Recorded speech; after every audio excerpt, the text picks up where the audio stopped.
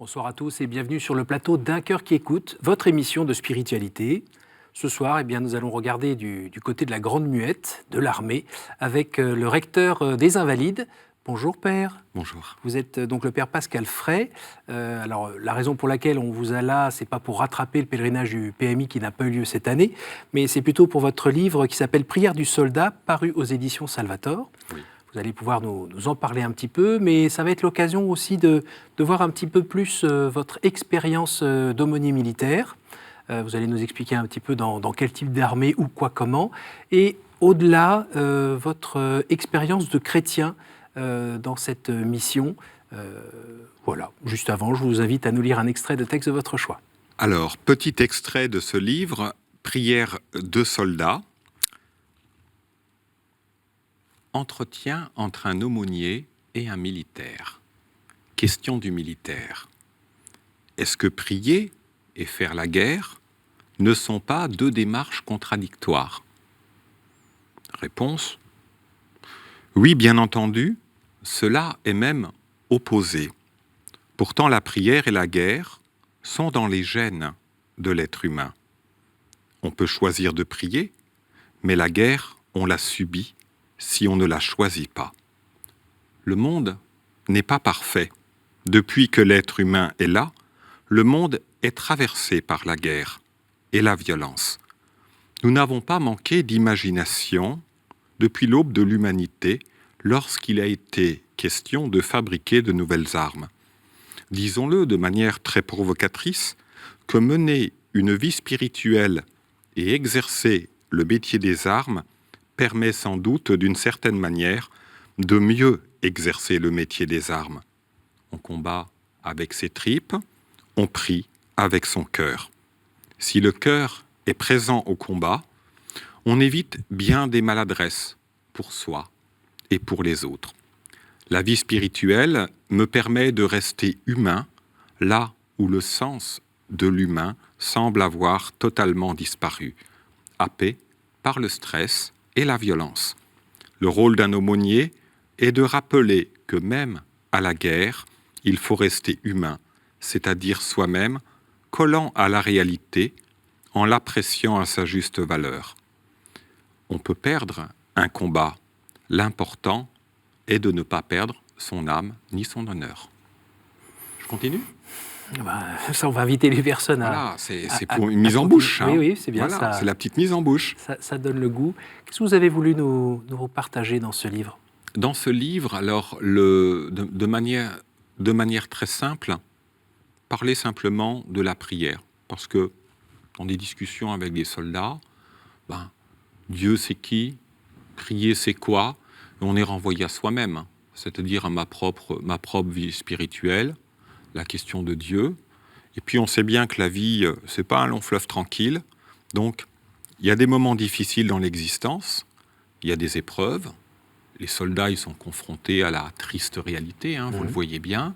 Donc j'ai voulu un petit peu m'attacher à toutes ces questions en ayant deux grandes portes d'entrée. La première porte d'entrée, c'est de me plonger dans ce qu'est la prière, c'est-à-dire dans le texte biblique, c'est le lieu où Dieu se révèle. Ensuite, dans ce qu'on appelle la tradition, c'est-à-dire comment d'autres chrétiens avant nous ont prié, et surtout des chrétiens militaires. Et puis ensuite, dans un entretien, dans une discussion avec un militaire qui, j'ai repris, c'est l'expérience qui veut ça, j'ai repris un certain nombre de choses, c'est toutes les questions dérangeantes sur la question de la violence, la question de l'engagement, la question de Dieu, du bien, du mal, de manière assez concrète. Et il s'adresse à qui, ce livre ? À tout le monde. C'est-à-dire que j'ai choisi deux portes d'entrée. Quelqu'un qui ne croit pas en Dieu, qui n'a jamais les pieds dans une église, il peut le lire, il sera content. Ça va lui faire du bien. Et puis la deuxième porte d'entrée, quelqu'un qui a une vie un petit peu plus spirituelle, qui cherche, c'est un petit peu plus poussé, il va voir les notes en bas de page. Et puis il va voir que dans la construction des dialogues, je fais référence à tel courant spirituel. Donc j'ai voulu, en rédigeant ce livre, m'adapter à différents types d'appétits. Le combat du militaire, quand on pense au militaire, on pense au combat extérieur. Oui. D'ailleurs, on voit sur votre poitrail, que vous en avez fait quelques-uns, je crois une cinquantaine de pays différents, dont des terrains... Voilà, j'ai été dans une cinquantaine de pays différents. Oui, oui, oui. Et avec quelques terrains où on se battait. Oui, oui. Mais surtout, le combat, finalement, il est aussi intérieur. Oui. Alors, petite histoire qui va vous intéresser. On était dans le désert, on roulait. Il faisait une chaleur terrible dans un blindé, ça montait à 70 degrés, c'est le Sahara. Hein. Le casque, le gilet pare-balles, enfin, bon. Et puis, un jeune soldat me regarde, et puis il me dit, vous savez, on a 3 ennemis. Je lui dis, tiens, il se met à faire de la philo, ça m'intéresse.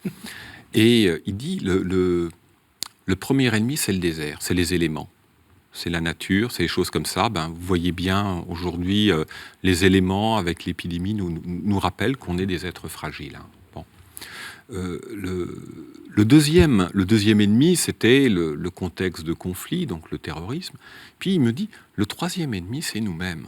Parce qu'on est poussé dans nos retranchements personnels, et viennent les questions importantes que tout le monde se pose. Exemple, soit on arrive en bivouac, puis un soldat me dit « Ah, padré, faut qu'on discute un peu, parce que là, j'ai pris conscience que j'avais laissé tomber le bon Dieu. » Et ce qui est très intéressant, c'est que dans un univers où on touche à ses propres limites, les questions importantes, elles reviennent, et elles reviennent pour tout le monde. Hein, voilà. La question du sens, pourquoi on est là, à quoi ça sert ? Le sens de sa vie, le sens de son engagement, sa vie familiale, sa vie privée, enfin, le rapport aux épreuves, la mort, la question d'une blessure, ou des choses comme ça. Oui.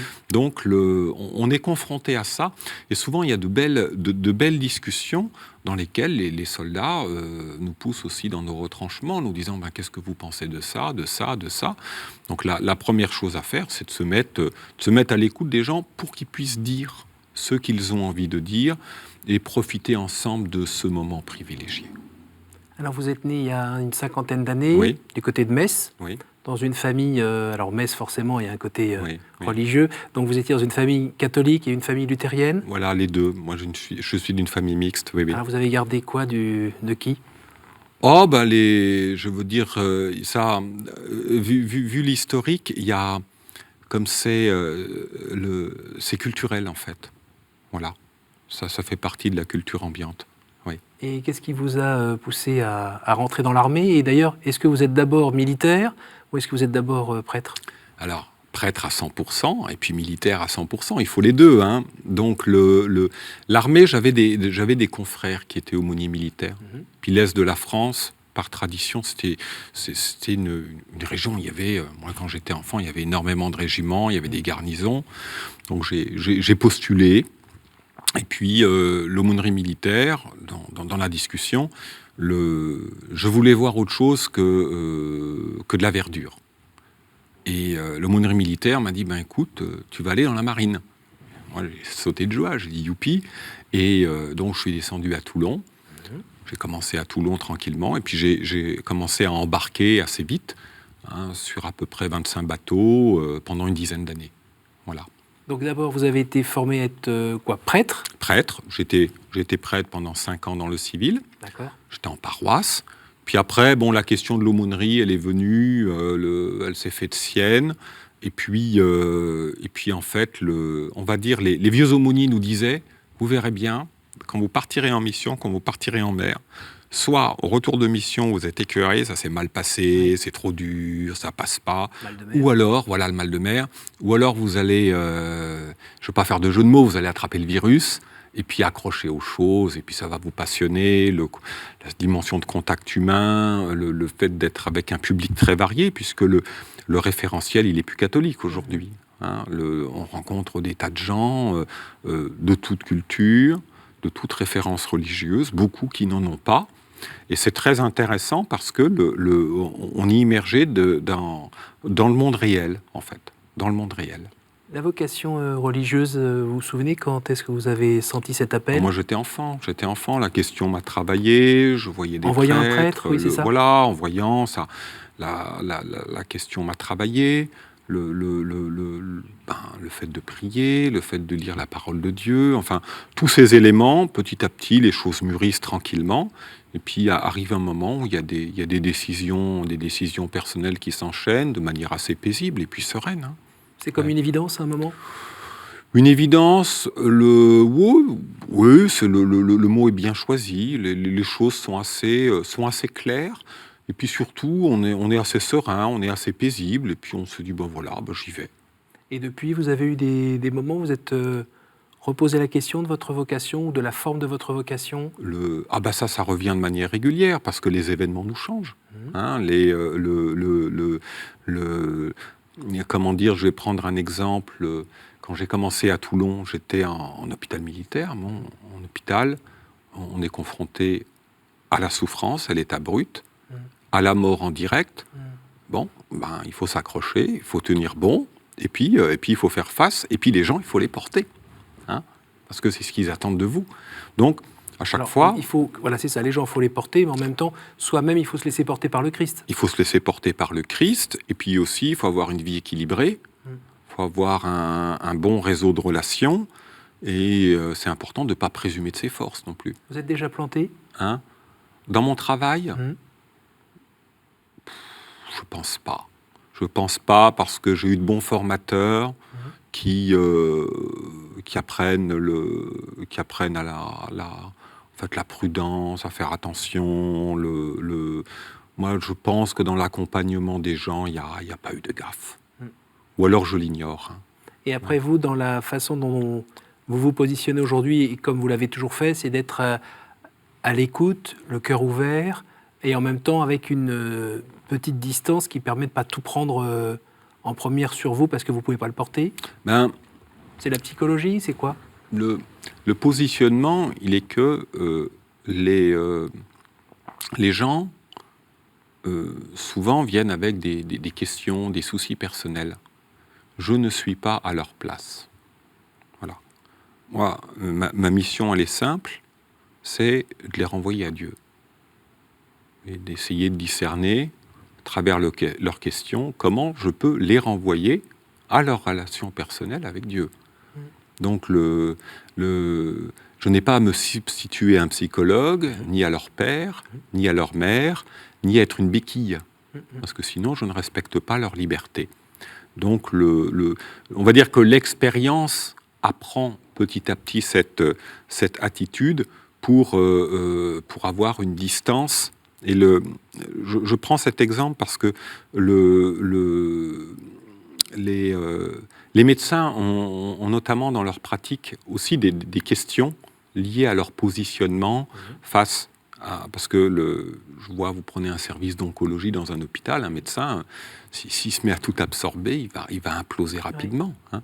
Donc il y a ce qui va être premier, c'est le service, c'est le souci de la personne, dans mon cas, et puis la question de la place de Dieu dans sa vie. Généralement, les gens l'évoquent d'eux-mêmes. Hein. Voilà.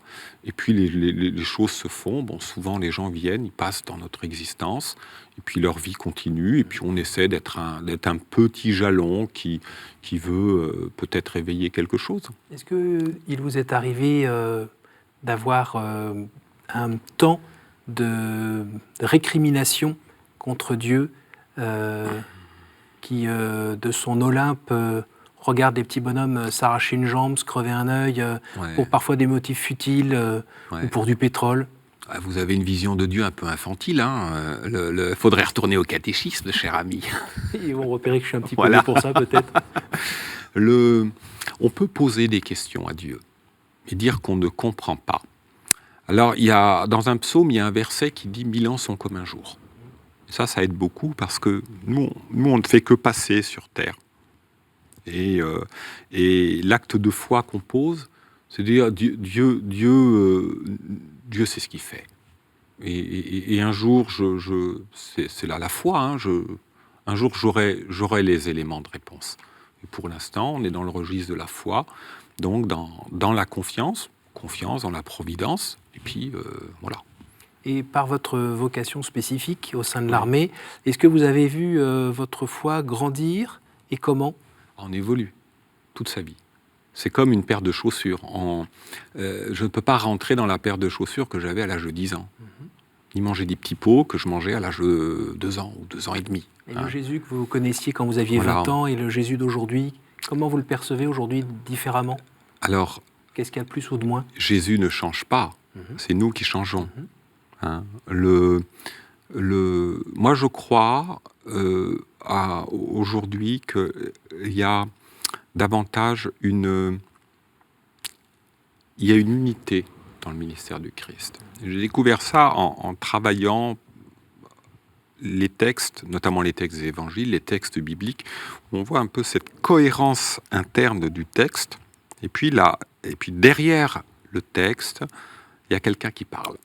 Alors ça, j'en parle dans le livre, je l'évoque, notamment dans la 4e partie, où j'analyse la question du combat spirituel chez saint Paul. C'est le chapitre 6, la lettre aux Éphésiens. Ça m'a bien occupé le cerveau, ça m'a fait réfléchir, revoir pas mal de choses. Et ce qui est très intéressant, c'est que on avance par étapes dans la vie. C'est-à-dire que les périodes de remise en doute personnelle sont des périodes de croissance. C'est ça. C'est ce que Thérèse d'Avila, elle dit dans ses écrits sur la prière, notamment le château intérieur. C'est ce que saint Paul raconte au gré de dans ses différentes lettres. Et nous, on est un petit peu sur le même chemin. C'est un chemin d'exode, de croissance.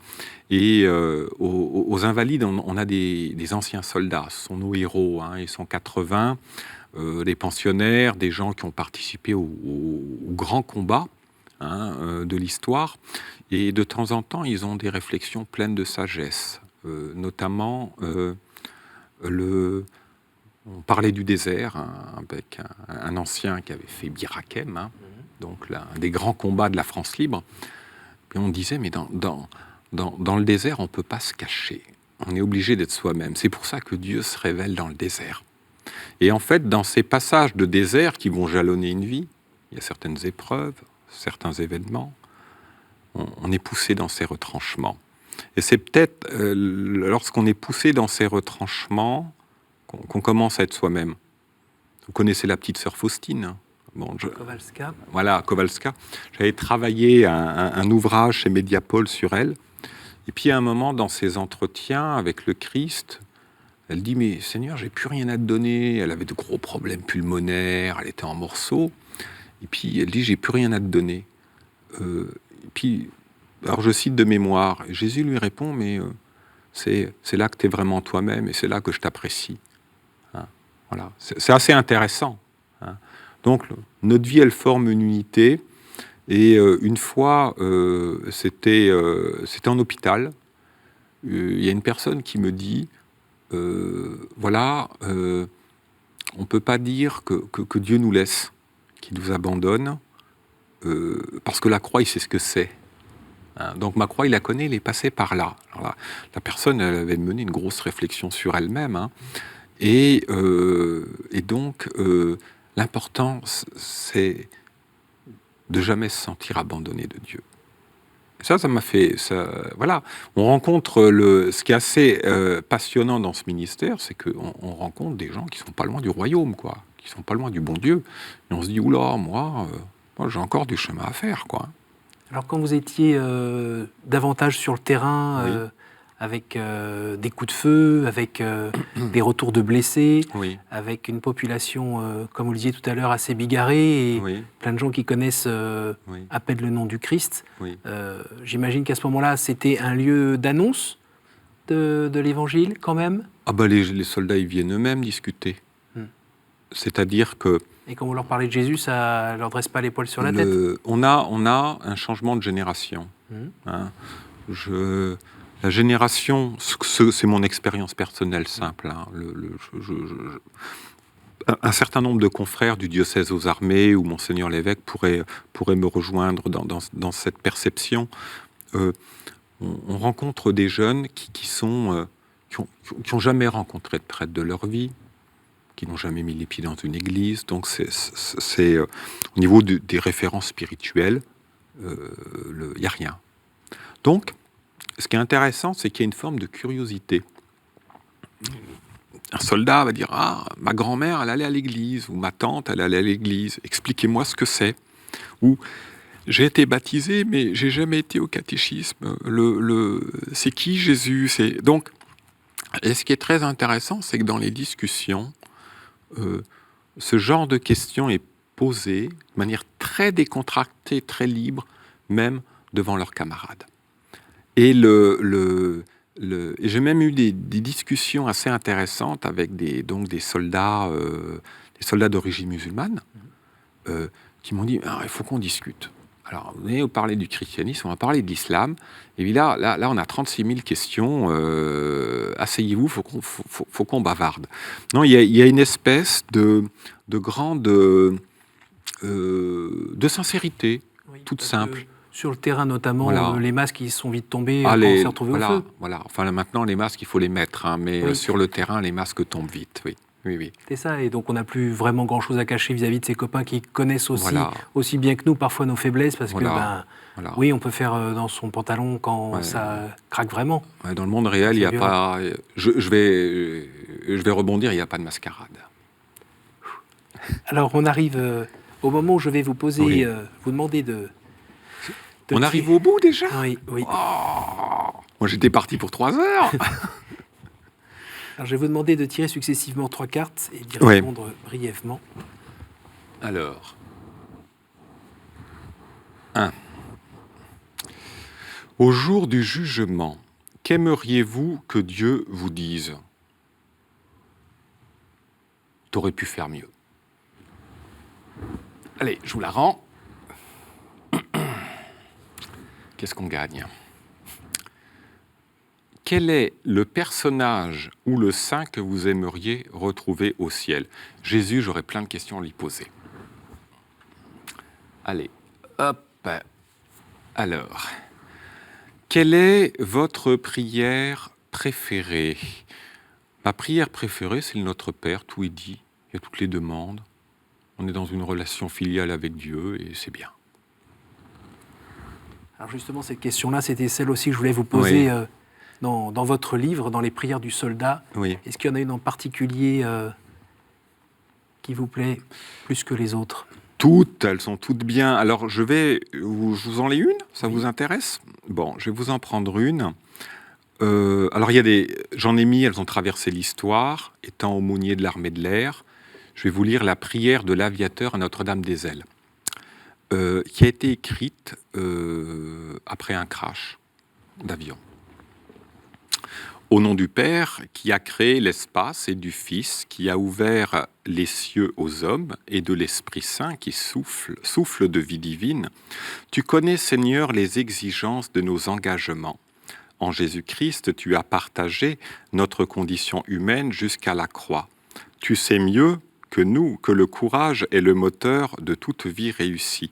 Dans ce courage, mets en nous l'agilité qui nous manque, qu'avec adresse et précision, nous mettions en œuvre les machines qui nous sont confiées.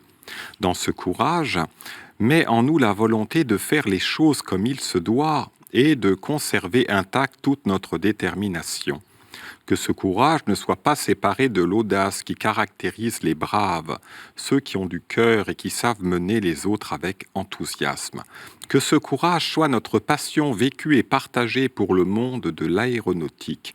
Permets, Seigneur, que nous ne perdions pas le cap du devoir à accomplir et demeurions conscients des exigences liées à la réussite des missions que nous recevons. Je termine. N'oublie pas, Seigneur, nos camarades, surtout ceux qui ont payé de leur vie ou de leur santé leur engagement. Bénis ceux qui aujourd'hui, dans les airs et sur nos bases, s'engagent au service de la mère patrie. Que Notre-Dame-des-Ailes, sainte patronne des aviateurs, veille sur nous et ceux que nous aimons. Amen. Alors ces prières, elles sont sur le site du diocèse aux armées. Vous pouvez nous rejoindre sur Facebook, sur Twitter ou sur le Facebook de la cathédrale des Invalides. Est-ce que vous avez la gentillesse, pour terminer, de nous dire un petit mot sur votre croix ? Alors cette croix, c'est la croix des aumôniers de l'armée de l'air. Elle a été créée au moment de la création de l'aumônerie de l'armée de l'air, juste avant la Deuxième Guerre mondiale. La symbolique a pris comme support le brevet des pilotes. Alors, voilà ce qu'on en dit. L'étoile, elle te guide. Les ailes te portent. La croix est le but. La couronne t'attend. Merci beaucoup, Père. Merci. Merci de nous avoir permis d'entrevoir un petit peu le monde dans lequel vous vivez, votre mission et ce feu qui vous anime, Oui. qu'on sent bien. Je rappelle aux téléspectateurs donc, que ce livre paru aux éditions Salvator, Prière du soldat, par le Père Pascal Fray. Merci d'être venu. Merci à vous tous pour votre attention. Si vous voulez en savoir davantage, eh bien, allez sur le site proposé par le Père. Et sinon, pour partager cette émission, notre site, ktotv.com.